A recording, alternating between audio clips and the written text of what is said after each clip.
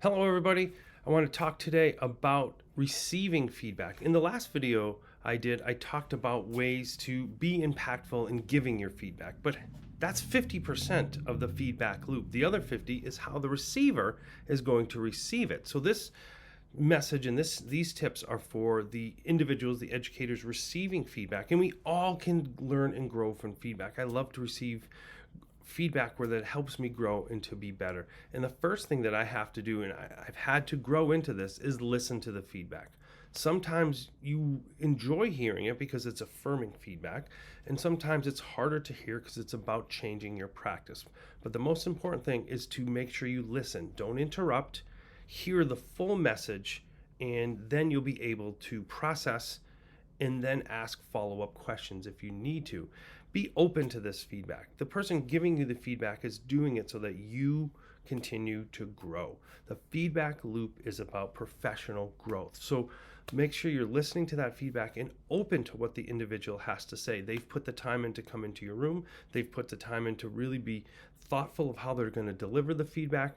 Be open to that feedback. And then also be really aware of your responses. Sometimes you jump at defending, or sometimes you get incredibly quiet. However you process feedback, it's okay to even say, I need a minute to reflect on this. But your responses, even nonverbal cues, could give off a message that maybe you don't want to give.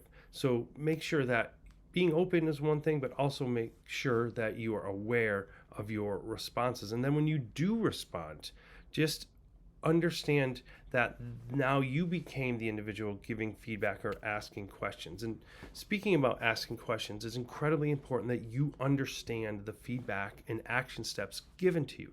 So listening to it is critical and important, but understanding the clarity of it is just as important. So please ask questions if there's something that you don't understand.